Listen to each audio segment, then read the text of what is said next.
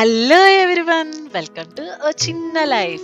ఈరోజు మన రెసిపీ వచ్చేసి రంగు, రుచి, రూపు ఈ మూడిటిని అట్రాక్ట్ చేస్తుంది పిల్లల నుంచి పెద్ద వాళ్ళ వరకు. అదేంటనుకుంటున్నారా? అదేనండి, నోట్లో వేసుకుంటే కరిగిపోయే కుకీస్.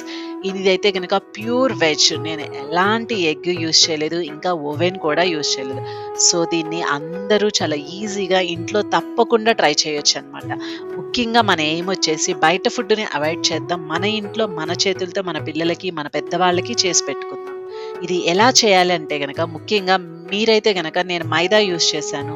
మీరు మైదాని రీప్లేస్ చేసుకుంటూ గోధుమ పిండిని కూడా ట్రై చేయొచ్చు.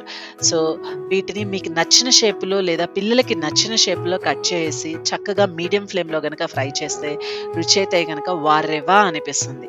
నేనైతే గనక ప్రస్తుతానికి ఈ వీడియో నచ్చిందనుకుంటున్నాను. నచ్చితే గనక please like, share, comment and subscribe to my channel.